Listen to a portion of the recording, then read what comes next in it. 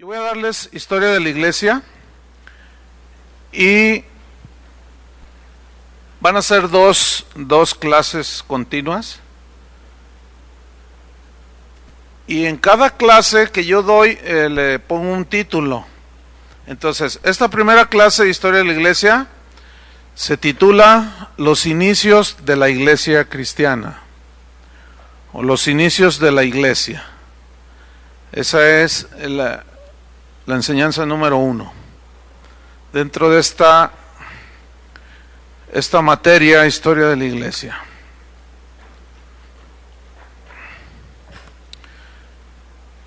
Muy bien, la historia de la iglesia cristiana.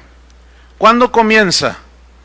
¿Cuándo da inicio la iglesia? La iglesia inicia el día de Pentecostés, el año 30 después de Cristo. Exactamente 50 días después de la resurrección de Cristo. En Hechos capítulo 2, no lo vamos a ver, nada más anótenlo, que por cierto de tarea van a leer todo el pasaje de Hechos capítulo 2. Ahí en ese capítulo nos narra lo que sucedió ese día llamado de Pentecostés. Este suceso que narra Hechos 2 sirvió para que los discípulos, los apóstoles, entendieran que el asunto de la predicación del evangelio, que la encomienda de la iglesia era un asunto netamente espiritual. Nunca los discípulos entendieron que el evangelio tuviera tintes políticos, jamás.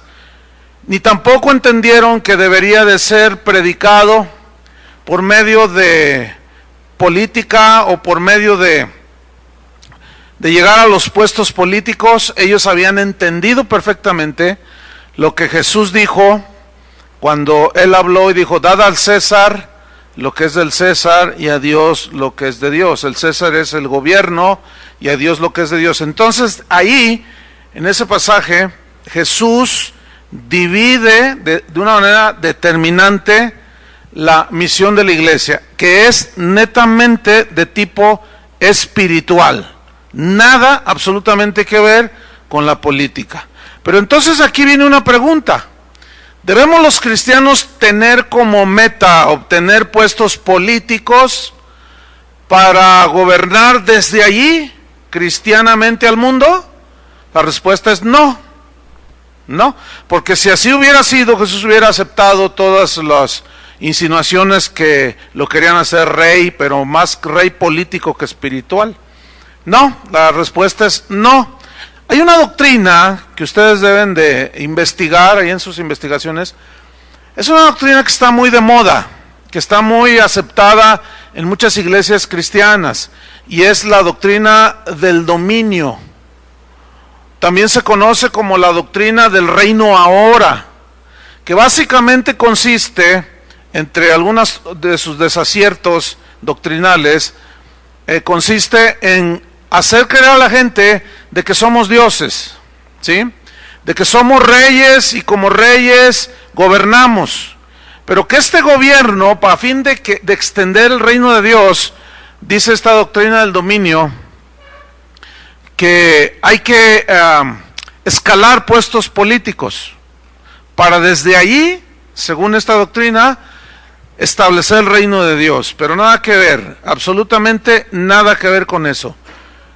Los que sacaron esa doctrina a la luz, lo único que están demostrando es una ignorancia del propósito de la iglesia.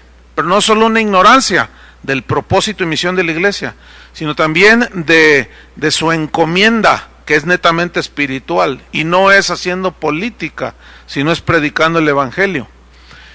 Entonces, desde ese día de Pentecostés, que nos narra Hechos 2, desde ese día que el Espíritu Santo fue derramado, desde aquel día, el Espíritu Santo ha morado en aquellos que han nacido de nuevo. Si tú eres nacido de nuevo, el Espíritu Santo mora en ti. Ahora, ¿quiénes son? Una pregunta muy constante que hacen los creyentes o la gente que a veces tiene dudas es, ¿cuál es la verdadera iglesia? Y la respuesta es, la verdadera iglesia la forman todos aquellos que van a las iglesias, pero que han nacido de nuevo, que han sido lavados con la sangre del Cordero. Esos son la verdadera iglesia.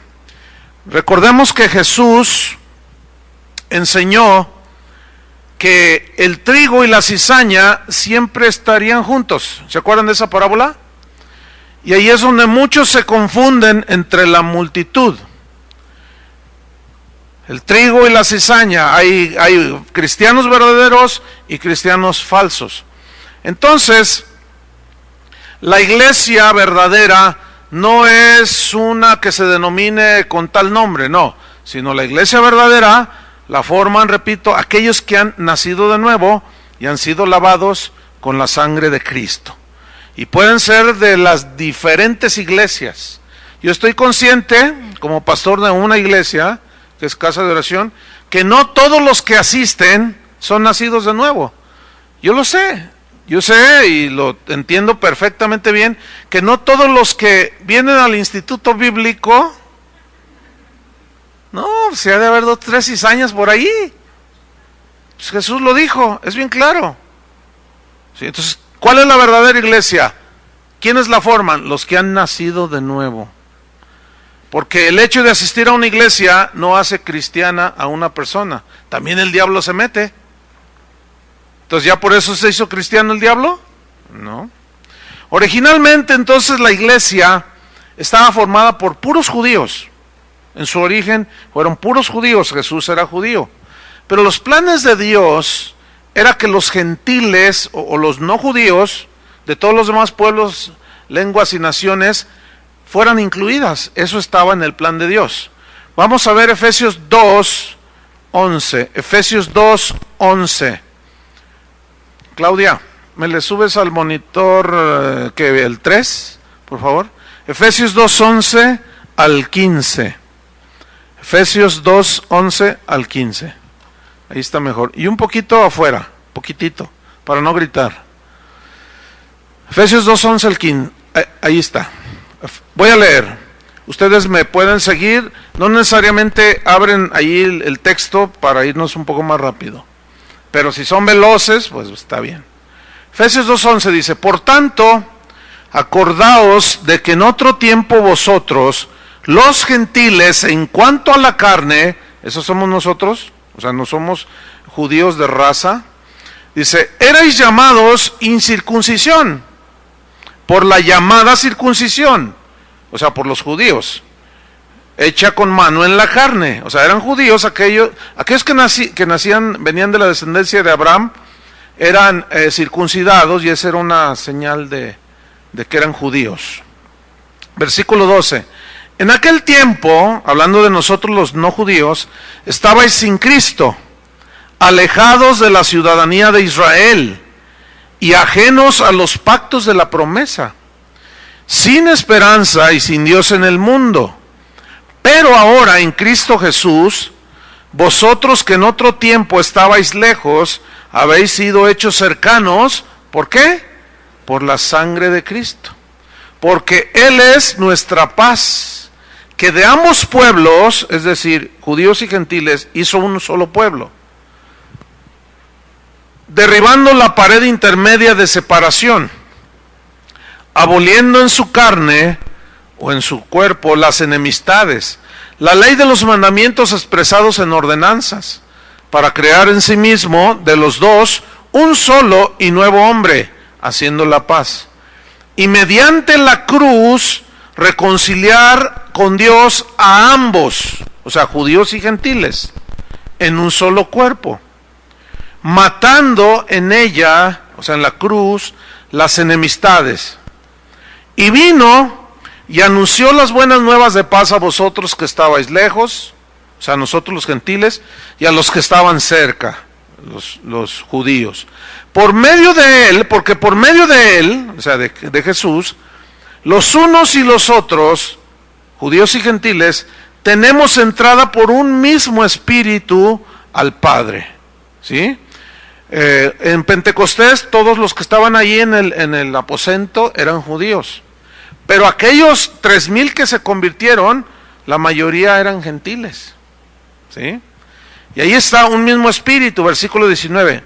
Así que ya no sois extranjeros ni advenedizos, sino conciudadanos de los santos, y ahora todos los que hemos creído que somos miembros de la familia de Dios. Bueno, eso estaba en el plan de Dios, y la iglesia la forman entonces judíos y gentiles, pero única y exclusivamente que han sido lavados con la sangre del Cordero. Ahora, en el mensaje de Pedro que dio ahí en Pentecostés, en Hechos 2, en su mensaje, que ustedes van a estudiar ahí en su casa, resaltan 3 doctrinas esenciales en el mensaje del apóstol Pedro. Número 1 es que Jesús es el Mesías Salvador, el que venía en primera instancia a rescatar de sus pecados a su pueblo, pero como ellos lo rechazaron como nación, que estaba también dentro del plan de Dios, Él se volvió a hacer los gentiles. Entonces, ese es el mensaje, el único Salvador entre Dios y los hombres, el único mediador, aquel cuyo nombre es el único que puede ser invocado y nos da salvación, y ese es Jesús. Esa es una de las 3 doctrinas que Pedro, predicó ahí en Pentecostés. La segunda es que es la resurrección de Cristo. Y es que esta doctrina es fundamental, ¿sí?, en la predicación del Evangelio. Porque sin resurrección no hay cristianismo. Sin resurrección de Cristo, el cristianismo es como cualquier otra religión. ¿Sí? Y número 3, la tercera doctrina que Pedro predicó ese día fue la segunda venida de Cristo. Ahora, la estrategia principal que usaron los primeros cristianos para llevar a la gente hacia Cristo fue el testimonio personal de cada cristiano. Voy a repetir, o se los voy a poner de otra manera.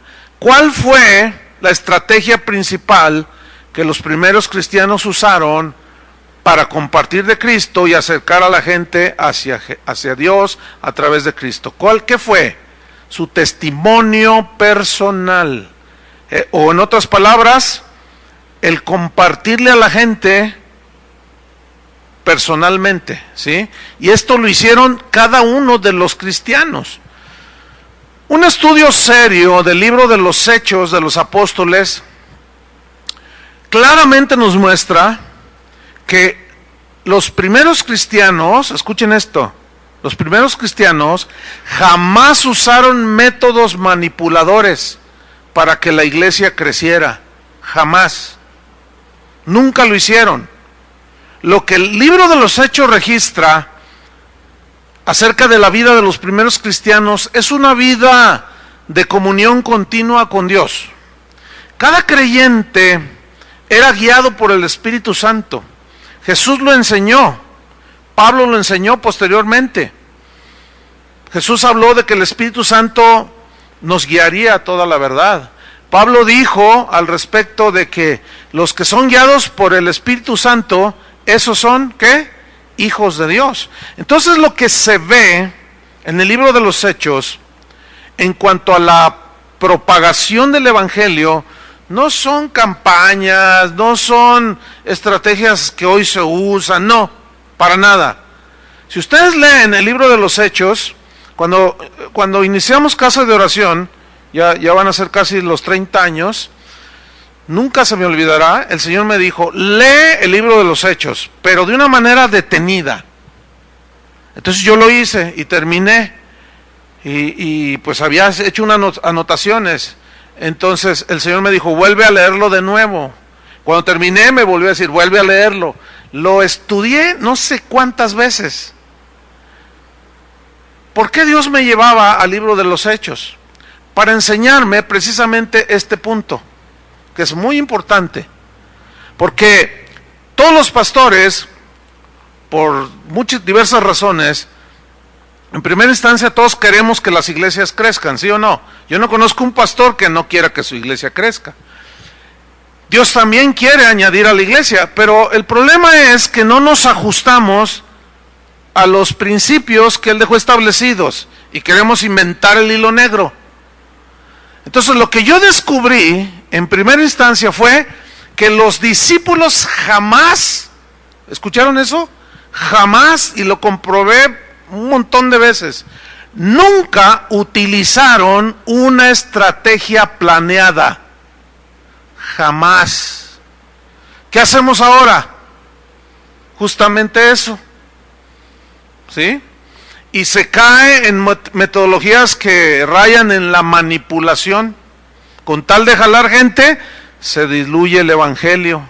Entonces, no se ve esto. Lo que se ve es una vida muy espontánea en su comunión con Dios, una guía del Espíritu Santo hacia cada creyente de una manera muy notable en cuanto a lo personal, porque ya el Espíritu Santo moraba en los corazones de ellos, y ellos hicieron eso. Vamos a Hechos capítulo 6, versículo 1 al 7. En este pasaje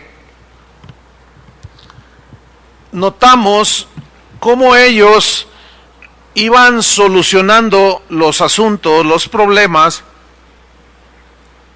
las situaciones que se iban presentando, las iban solucionando a medida que se iban presentando. ¿Sí? Nunca hicieron sus planes, sus asuntos, no. Ellos eran guiados por el Espíritu Santo. Vamos a ver esta frescura en el libro de los Hechos.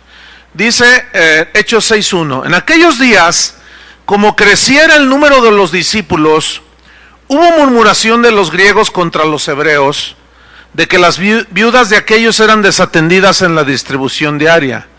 Entonces los 12 convocaron a la multitud de los discípulos y dijeron, ¿no es justo que nosotros dejemos la palabra de Dios para servir a las mesas?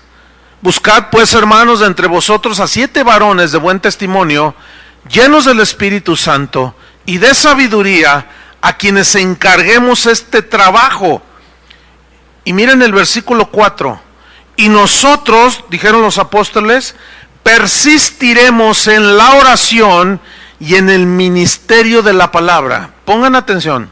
Los apóstoles, los líderes principales de la iglesia, estaban muy bien entendidos de cuál era su responsabilidad. Su responsabilidad fundamental era buscar a Dios en oración para recibir la guía y la predicación del evangelio, el ministerio de la palabra. Entonces, pues como estaba creciendo la iglesia, se presentó esta situación que de tantos discípulos que había muchas viudas y se empezó a descuidar ese ministerio. Entonces, pues la gente empezó a reclamar, pero los apóstoles no hicieron ese trabajo, sino que la guía del Espíritu Santo para ellos fue, bueno, vamos a escoger hombres llenos del Espíritu Santo que hagan este trabajo y nosotros persistiremos en la oración y en el ministerio de la palabra. Versículo 5, agradó la propuesta a toda la multitud y eligieron a Esteban, varón lleno de fe y del Espíritu Santo, a Felipe, a Prócoro, a Nicanor, a Timón, a Parmenas y a Nicolás, prosélito de Antioquía, a los cuales presentaron ante los apóstoles, quienes orando les impusieron las manos. Y crecía la palabra del Señor, o sea, crecía el mensaje, y significa que se multiplicaba el número de creyentes. Y el número de los discípulos, ¿qué sucedía? Se multiplicaba grandemente en Jerusalén. También muchos de los sacerdotes obedecían a la fe.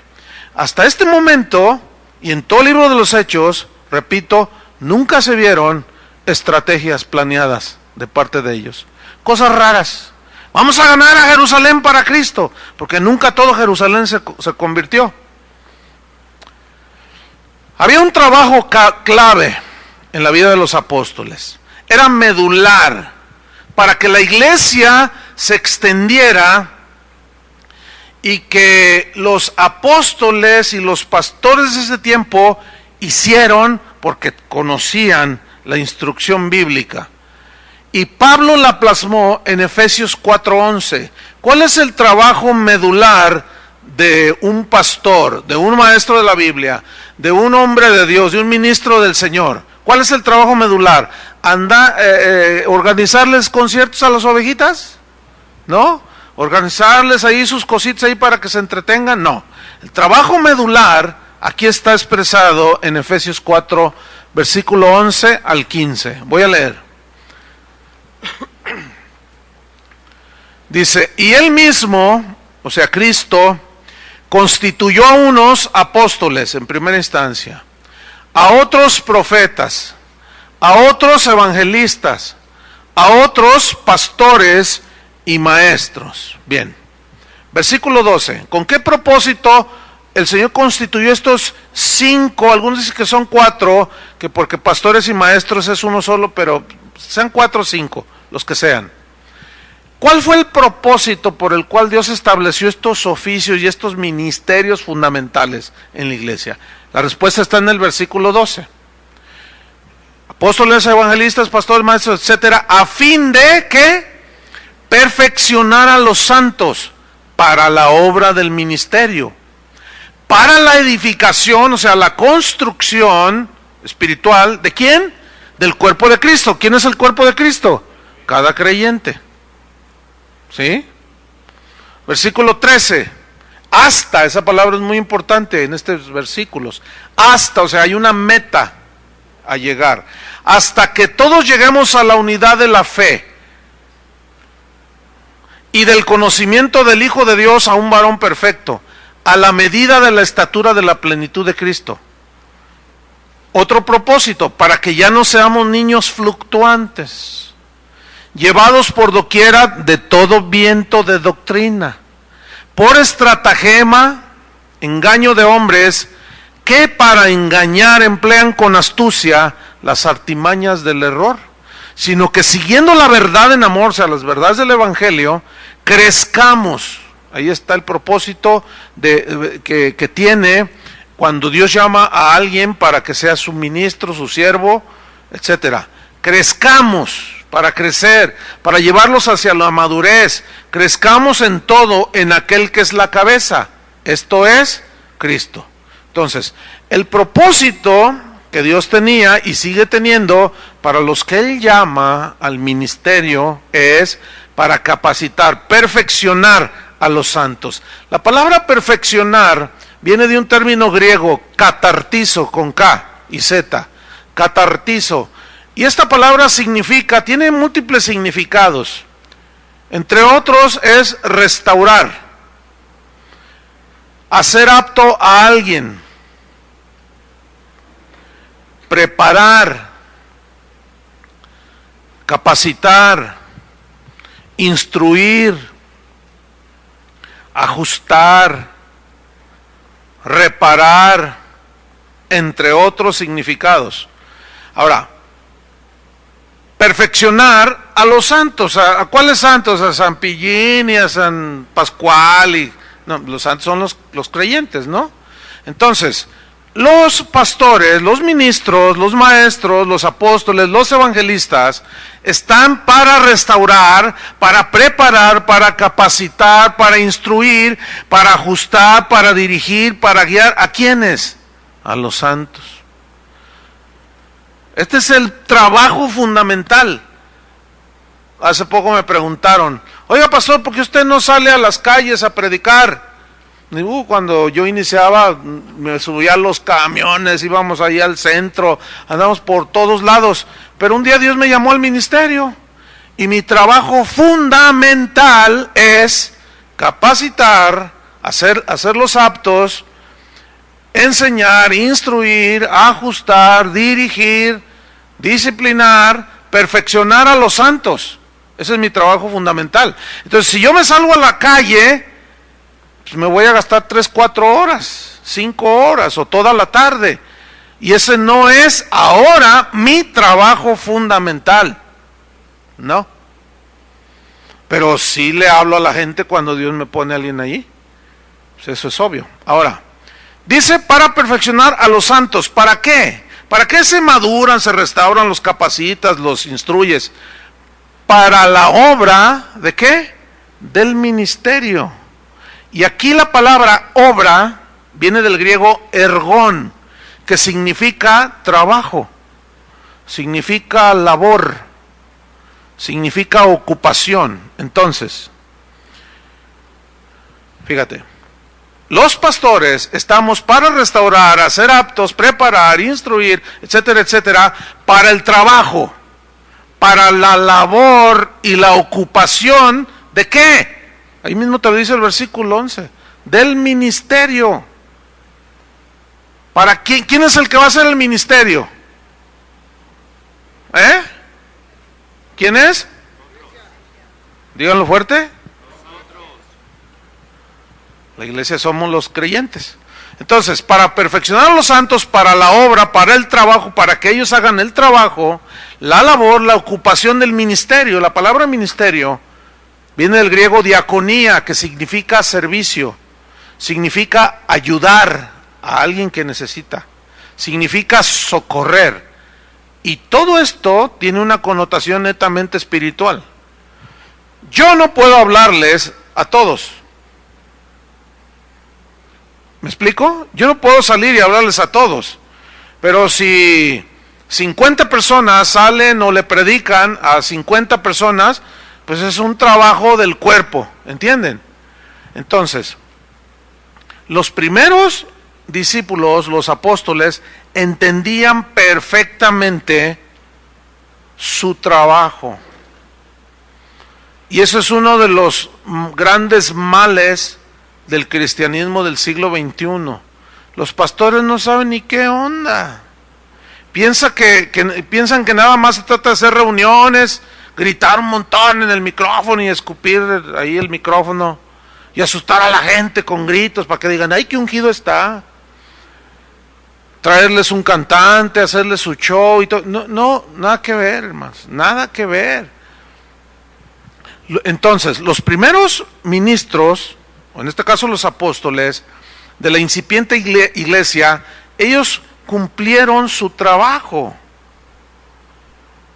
Y como consecuencia del testimonio personal de cada uno de los creyentes, el Señor añadía a la iglesia cada día los que habían de ser salvos. ¿Quién los añadía? ¿Dios o ellos? ¿Pero en base a qué? A la proclamación del evangelio. Y como en aquellos tiempos ser cristiano equivalía a firmar tu sentencia de muerte, pues ¿de qué manera lo iban a hacer?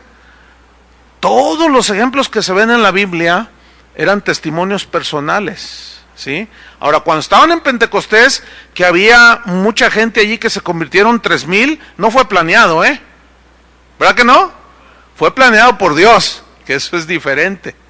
Entonces, nosotros debemos de estar en el lugar en donde estemos, debemos de estar compartiendo el evangelio. Ahora, les voy a hacer una pregunta que les va a extrañar a muchos de ustedes.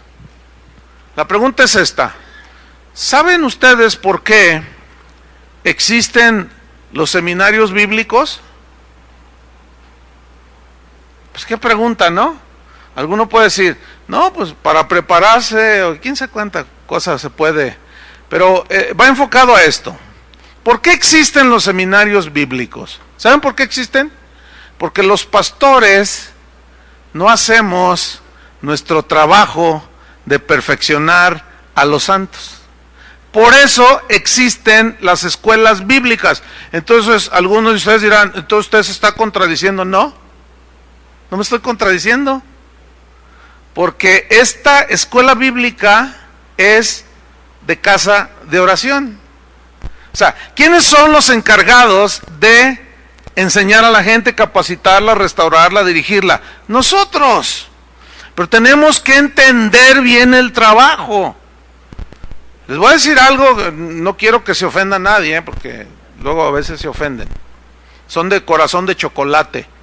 Un poquito de calor y se derriten todos. No se ofenda a nadie por lo que voy a decir. este instituto bíblico no fue concebido para los que no son de casa de oración. ¿No? O sea, yo no soy responsable de los pastores de la iglesia allá de la Quinta Jerusalén, qué sé yo. Yo no soy responsable de ellos, ¿entienden? A mí Dios no me va a pedir cuentas de los hermanos de la iglesia, el tercer cielo de allá enfrente.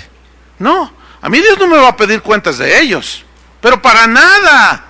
A mí Dios y a nosotros, como pastores aquí, Dios nos va a pedir cuentas de la gente que Él envía a esta congregación. Y creo que entendemos cuál es nuestro trabajo, que es capacitar, instruir, dirigir, enseñar, para que ustedes hagan la obra del ministerio. Esta congregación, que va a cumplir casi 30 años, les voy a decir algo. Jamás en su historia hemos hecho una campaña evangelística. ¡Herejía! No. ¿Cuál herejía? Esa no es herejía. Pero entonces, ¿cómo es que ha crecido? Eso está interesante, ¿no? Porque desde un principio, con los 10 que empecé, los capacité, los instruí junto con mi esposa, para que ellos donde anduvieran, le predicaran a la gente. Y ellos predicaron y el Señor añadía cada día a la iglesia los que habían de ser salvos. ¿Cómo? Por medio de la predicación del evangelio, del testimonio personal. Uno de los grandes males que ha dañado y ha debilitado a la iglesia de hoy es esperar hasta que venga el gran evangelista para llenar el Estadio Jalisco. Y luego todo se trata de que nosotros invitamos un montón de gente para llevarla al estadio. Y no les predicamos nada más. ¿Tienes necesidad de Cristo? ¿Quieres que tu matrimonio se salve? ¿Quieres que tu negocio prospere? Ve allá, mira, va a haber una campaña. Allí tú vas a ser bendecido porque van a orar por todos los fracasados y te van a hacer campeón. Entonces la gente hace su labor a medias. Y eso ha dañado tanto a la iglesia, hermanos, tanto. Entonces, la pregunta pues sí suena extraña, los seminarios, ¿por qué existen los seminarios bíblicos? Miren, si cada congregación, si cada iglesia local se preocupara, cada pastor entendiera que su trabajo es instruir y capacitar a los santos para que ustedes hagan la obra del ministerio, no existirían los seminarios bíblicos a los cuales hay que enviarlos. No existirían. De hecho, había escuelas allí, pero tenían que ver con el judaísmo, no con el cristianismo. Porque cada iglesia, cada pastor instruía a su gente. Pero para fin de que hubiera esa instrucción, tenían que estar instruidos los ministros. Hoy hay ministros que dicen, no, ¿para qué estudia? La letra mata, dicen. Con una ignorancia del tamaño del Estadio Azteca. La letra mata, usted nomás súbase y el Espíritu le dará que hable. Eso no enseña la Biblia, hermanos. Jesús dijo, escudriñen las Escrituras.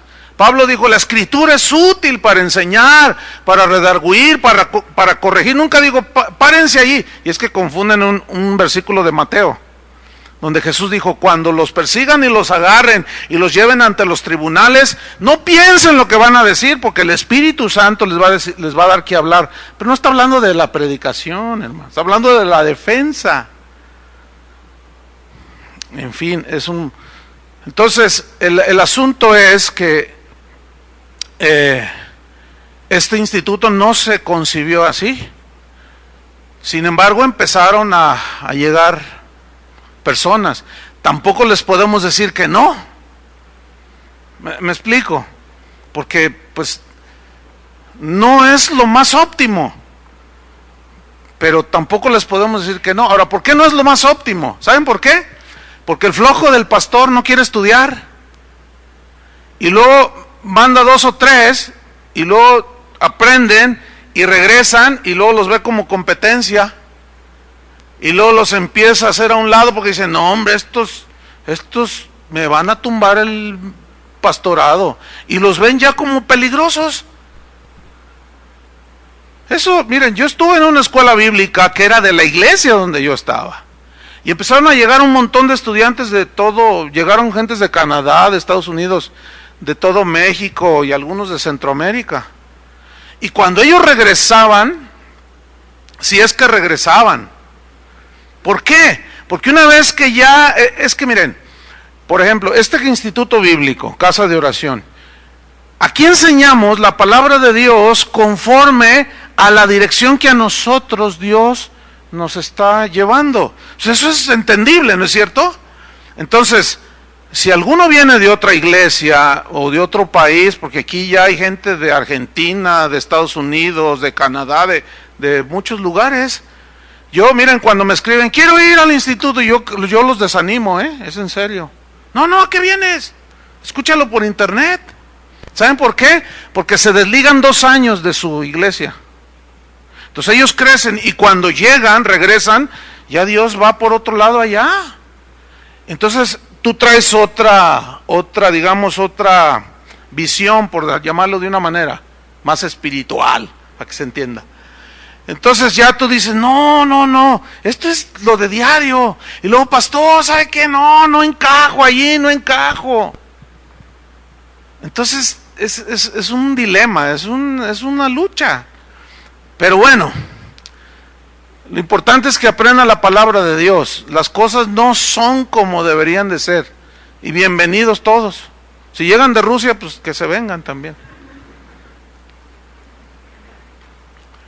¿Saben que a los pastores nos gusta irnos por lo más fácil? ¿Qué es lo más fácil? Adoptar métodos milagrosos de crecimiento. Por eso el famosísimo y tristemente célebre G12, digo tristemente célebre ya porque donde quiera ya es un desastre, a donde quiera que voy, país donde voy, pastor, mi iglesia se deshizo, pastor, mi iglesia, de esto, yo digo, ay Dios, bueno, se les advirtió hace años, pero 40 días con propósito y un montón de métodos. La gente va, muchos pastores van a las librerías buscando un libro. Y esto lo saben bien los vendedores de libros. Buscando el método, la manera de hacer crecer la iglesia. Mira, la manera de hacer crecer la iglesia, ponte a estudiar seriamente las escrituras. Si tú eres pastor, ponte a capacitar a la gente que Dios te manda. Enséñalos, dirígelos, capacítalos, instrúyelos. Y ellos van a hacer el trabajo de la obra del ministerio. Ellos van a ser testigos personales. Y el Señor va a añadir a la iglesia cada día, ¿a quiénes? Los que han de ser salvos. Esa es la estrategia del Espíritu Santo, no es nada complicado. Es más fácil copiar a otros lo que dicen que hacer nuestro trabajo como Dios lo ordenó, ¿no es cierto? Entonces, miren, hay iglesias que siempre están adoptando el método de moda. Y lo instauran, lo ponen en operación y están allí, ¿verdad? Y ven, y ahí están puje y puje y nada. Entonces están buscando otro y por ahí sale otro pastor que no sé cuántas cosas vamos a hacer, cómo llenar tu iglesia. Dices, ay, este está bueno. Lo número 1, ponlos a ayunar 40 días y 40 noches, seguiditos, y verás cómo se llena la iglesia de puros flaquitos. Pues, ¿quién dijo que ayunar es lo que? No, eso puede servir en la búsqueda de Dios, pero no para hacer crecer la iglesia, porque nosotros no podemos producir el crecimiento de la iglesia. Pablo dijo, yo sembré, Apolos regó, pero el crecimiento, ¿quién lo da? Dios, no nosotros. El predicador debe de confiar, si está predicando el evangelio, por supuesto, debe de confiar en la palabra que está predicando, porque la palabra es la única que convierte el alma, que hace sabio al sencillo, que hace inteligente al insensato, etcétera. La palabra de Dios es el que convierte el corazón, solo la palabra de Dios. Y a eso se refería Pablo cuando dijo, no me avergüenzo del evangelio porque es poder de Dios para entretenerlos. No, ¿para qué? Salvación a todo aquel que cree. El crecimiento, entonces, desarrollo y madurez de una iglesia consiste, fíjense en qué consiste el crecimiento, el desarrollo, la madurez de una iglesia, consiste en tener creyentes llenos del Espíritu Santo. Cuando digo llenos del Espíritu Santo, no estoy hablando ni diciendo que tienen que hablar en lenguas, no, sino llenos de los frutos del Espíritu Santo, llenos de Dios, ¿sí? De sabiduría. En esto consiste el crecimiento, desarrollo y madurez de una iglesia, en tener creyentes llenos de sabiduría, capacitados, restaurados, ¿sí? De todas las andanzas en las que anduvieron, y por medio de la palabra irlos formando al carácter de Cristo, para que donde sea que estén testifiquen de Jesús. Un doctor, ¿a quién le va a hablar? ¿Cuántas horas se pasa un doctor en su hospital o en el hospital? ¿A quién le habla un doctor? Pues a otros doctores y a los pacientes, ¿no? ¿A quién le habla un albañil? Pues a sus compas, los albañiles. ¿A quién le habla un futbolista que se convierte a Cristo? Pues con los que está allí. ¿A quién le habla una señora que va al mercado? Pues a la que le vende el tomate. Es muy simple, no es complicado, hermanos. Pero hay quienes quieren inventar el hilo negro. No, ya la manera de desarrollar y de hacer crecer el cuerpo de Cristo es esto. Y así era la primera iglesia. Por eso estoy diciendo los inicios de la iglesia cristiana. Los primeros cristianos simplemente se dejaron guiar por el Espíritu Santo. Por ejemplo, en Hechos 3, nada más anoten, en Hechos 3 no vamos a verlo. Ahí la historia de un cojo que estaba ahí en el templo pidiendo dinero, ¿se acuerdan? Bueno, dice que Pedro y Juan iban ¿a dónde? Al templo. ¿A qué iban? A la oración. Nunca dijeron, oye, mira, como estrategia, vamos a hacer esto. Entonces está el cojo ese, entonces mira, no lleves dinero, Pedro, no lleves dinero. Entonces le decimos, levántate en el nombre de Jesús. Entonces todos se van a maravillar y todos van a decir, wow, qué tremendo. ¿Todo eso dijeron? No, ellos iban a la oración. Se presentó que les pidió dinero, pues no tengo, pero lo que tenemos te lo vendemos. ¿Así dijo? Lo que tenemos te damos. En el nombre de Jesucristo, levántate y anda. ¿Lo planearon? No, y se armó una tremenda reunión, porque dice que el cojo entró al templo saltando, brincando y alabando a Dios. Y ¿te imaginas a los religiosos? Todos ahí, ¿no? Y imagínenselo, ¿no? Codeándose. Oye, ¿ya viste al cojo? Pues algo le pasó porque se ve muy contento. Oye, ¿qué no estaba cojo? Sí, pues algo le pasó, quién sé qué sería, pero no es para tanto. Sigamos en nuestros rezos comunitarios. No, hombre, aquello se puso, hicieron una celebración de alabanza, hermanos, como no tienen una idea. Y esto no les checa a los religiosos, ¿entienden? No, en la casa del Señor tienes que estar así muy bien, ¿A dónde entró brincando, saltando y alabando a Dios? Al templo, pero también está el exceso. Algunos, ya por religión, tienen que estar ahí. Y pues tampoco, hermano, tiene que ser algo espontáneo. Luego lo metemos a todo en una cajita. Hechos capítulo 8, ¿se acuerdan de la historia de Felipe y el eunuco?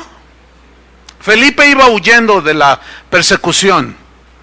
Y en el capítulo 8 de Hechos, el Espíritu Santo le dice a Felipe, acércate a esa carreta. Yo quiero que ustedes vayan notando la simplicidad, la espontaneidad, la frescura que ellos tenían en su relación con Dios y cómo el Espíritu Santo los dirigía. Y el Espíritu le dijo a Felipe, acércate a ese carro. Y él simplemente obedeció, hermanos. Y pues yo me lo imagino así, que iba la carreta caminando y él se acercó y se asomó. Y dice que iba un eunuco allí, que era un importante allí, funcionario de una reina. Entonces, iba leyendo y le dice Felipe, ¿y qué lees? Y dice, pues estoy leyendo aquí pues, al profeta Isaías era. Y dice, y le dice Felipe, ¿y entiendes lo que lees? Y el eunuco dice, no entiendo nada. Y no hay quien me explique, dice. No, dice que hizo parar el carro y dice, y les habló desde el principio hasta el fin y le predicó el evangelio. Y el eunuco dijo, aquí hay agua, ¿qué impide que yo sea bautizado? Y Felipe le dijo, si crees, bien puedes. Y descendiendo al agua, lo bautizó. Y se convirtió, se regresó a su país. Y lo más seguro es que llevó el evangelio. Pero qué manera de ganarlos para Cristo. Tan espontánea. En Hechos 10, Pedro se sube a la azotea a orar. Él no dijo, vamos a tener una reunión de todo el consistorio y de todo el cuerpo colegiado consultivo y vamos a planear cómo llegar a la casa de un tipo importante allí de la ciudad que se llama Cornelio. No, hombre, él simplemente se fue a la azotea a orar. ¿A dónde se fue a orar? A la azotea. Eso es para los religiosos que dicen que nada más se ora en la casa de Dios. Por favor, eso era en el Antiguo Testamento. Y se subió Pedro allá a la azotea. Dice que cuando estaba orando, tuvo hambre. Tuvo hambre. Él no estaba en ayuno. Dice, y mientras ordenó que le prepararan algo, entró en un éxtasis, vino una visión. Y vio descender del cielo un lienzo donde había animales inmundos. Y oyó una voz que le decía, Pedro, mata y come. Y él se asustó. No, yo nunca he comido animales inmundos. Y otra vez volvió aquella visión. Hasta que entendió y dijo, ¡ay! El Espíritu le habló y dijo, mira, aquí vienen unos a buscarte. De parte de un tal Cornelio. No dudes en ir con ellos. Y ahí estaba él y se le olvidó el sándwich que le habían preparado. Entonces fíjate, por otro lado estaba Cornelio allá y un ángel se le apareció y le dijo, Dios se ha acordado de ti, manda a traer a un tal Pedro, él te va a hablar palabras de vida. Y los otros también llegaron y preguntaron, ¿aquí vive Pedro? Y no dijeron, no lo interrumpas porque está en sus sagradas oraciones. Él estaba ya todo impactado por Dios. Entonces el Espíritu le dice a Pedro, baja, dice, porque allí están los que te buscan. Ve con ellos, no dudes y ve. Y vean la espontaneidad y la frescura. Y descendió y, ¿tú eres Pedro? Sí, pues venimos de un tal sí, vamos. Dice que cuando entró a la casa de Cornelio, que era un gentil, dice, se postró a sus pies para adorarlo a Pedro. Y Pedro lo levantó y lo reprendió. Fíjate cómo empezó, reprendiéndolo. Le dijo, no me adores a mí, yo soy consiervo tuyo. A mí no me adores, adora a Dios. Y dice que les habló el evangelio y creyeron todos los de su casa y familiares y amigos y vecinos. Qué plan tan tremendo, ¿verdad? ¿Saben? El 95% de las congregaciones que han salido de casa de oración no han sido planeadas, ni el otro 5 tampoco, Dije 95 porque se han dado de una manera bien soberana de Dios. Nosotros no decimos, vamos a mandar a alguien allá, y vamos a hacer esto, y ve a recorrer la tierra, y vea esto. No, absolutamente. No usamos eso. Simplemente nos dejamos guiar por el Espíritu Santo. Y así es como se ha multiplicado. A veces me preguntan, oye, ¿cuál es la estrategia que estás usando para que se multipliquen y se abren tantas casas de oración? Ninguna. Lo que pasa es que eres un egoísta. Un día un pastor me dijo eso, que yo era bien egoísta porque no le revelaba el método que yo estaba usando para multiplicación. Y le dije, no, mi estimado, y cuando le compartí esto que le estoy hablando a ustedes, me miraba. Dijo, ay, sí, ¿a poco? Pues ¿a poco no? Pero así son. Jesús, hermanos, Jesús Él usó múltiples maneras de testificarle a la gente, ¿sí o no? Él jamás repitió una sola manera de predicarles, de acercarse a ellos. Él no era metódico en ese sentido. A Nicodemo le habló de una manera, a la samaritana de otra manera, a Zaqueo de otra manera, al ciego aquel igual. Jesús simplemente era guiado por el Espíritu. Y eso es lo que tú y yo debemos de aprender, a ser guiados por el Espíritu. Entonces, hermanos, los discípulos, al igual que su maestro, nunca predicaron de milagros. Ellos hacían milagros, ellos predicaban a Cristo, pero los milagros se daban. ¿Por qué? Porque así es como a ellos se les había dicho. En Marcos 16:15, Jesús les dijo: id por todo el mundo y predicad el evangelio a toda criatura. Fíjate, en primera instancia, ¿qué debían hacer? ¿Predicar qué? El evangelio. El que creyere y fuere bautizado será salvo, mas el que no creyere será condenado. Y estas señales que vienen después seguirán a los que creen. En mi nombre echarán fuera demonios, hablarán nuevas lenguas, tomarán en las manos serpientes, si bebieren cosa mortífera no les hará daño, sobre los enfermos pondrán sus manos y sanarán. Ahora fíjate el versículo 20 de Marcos 16.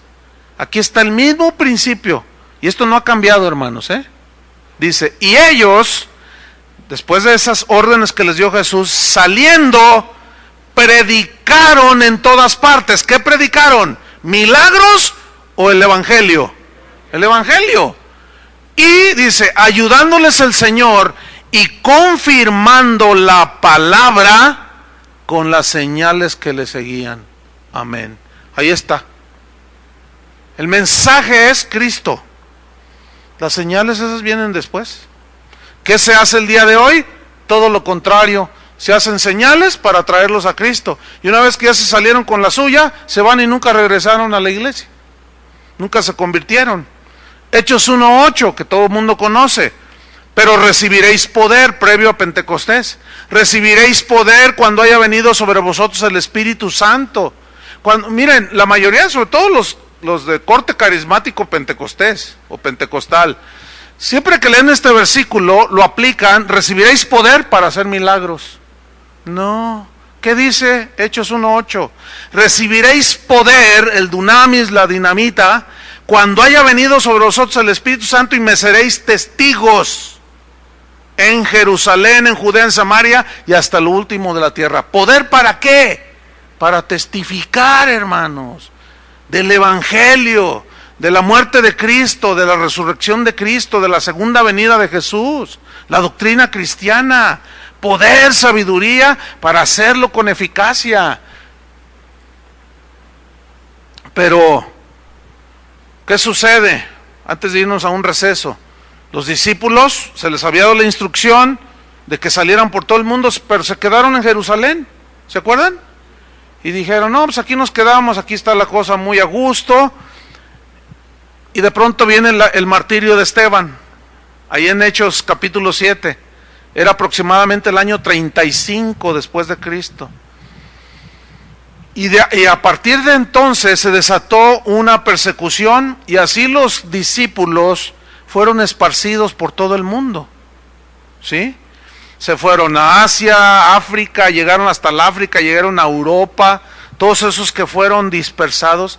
¿Sabes que una iglesia, Dios la concibió, una iglesia local, para que allí crecieran los cristianos, y Dios en su soberanía, de entre esos cristianos, escoge a algunos para mandarlos como pastores, como misioneros, como maestros, qué sé yo?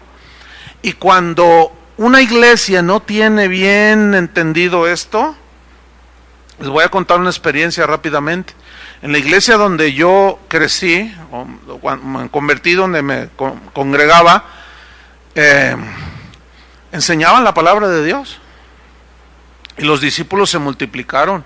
Había una escuela bíblica, había mucha gente que estudiaba.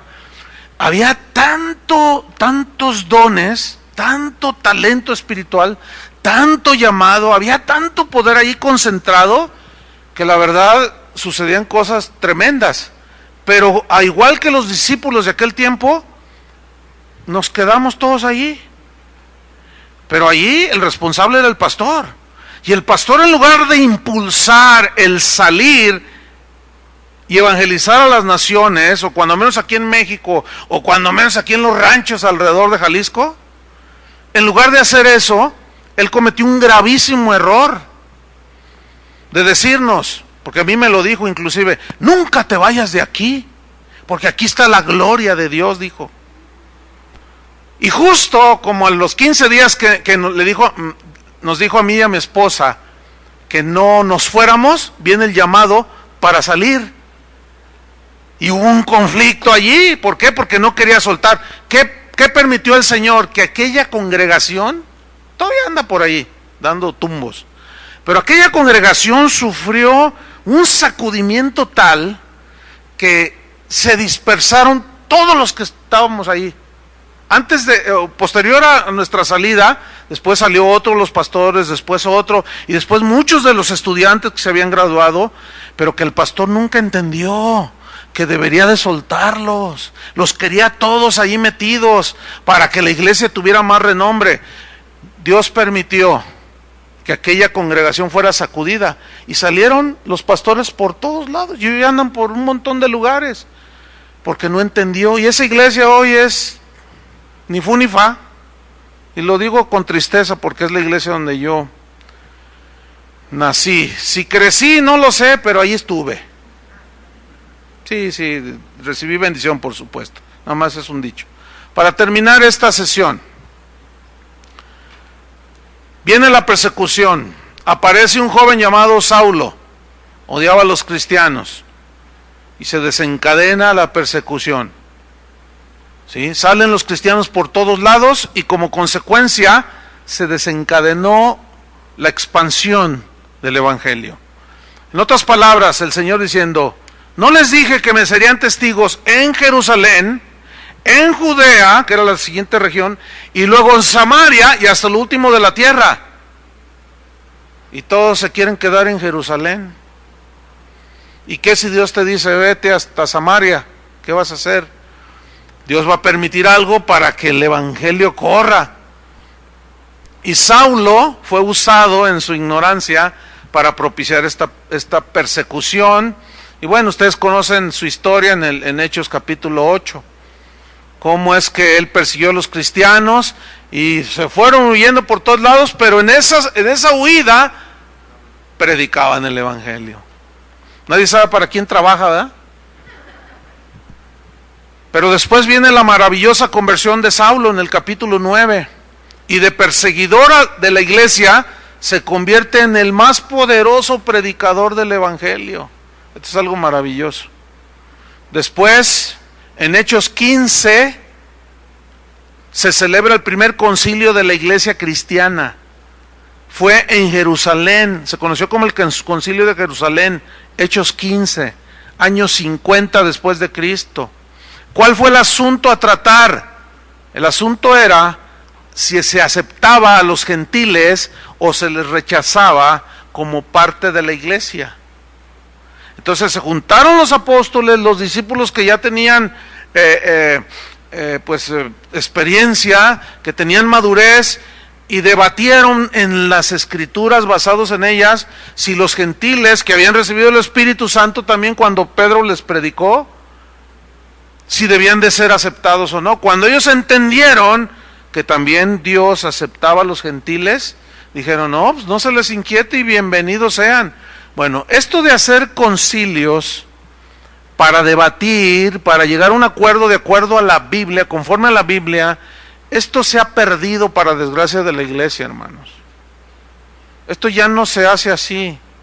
Ya hoy, que tal doctrina y se acepta como si fuera de Dios, ya no se juntan los pastores de una ciudad para saber si tal doctrina es de Dios o no, si tiene sustento en la Biblia o no, eso ya no se practica, ya no se vive.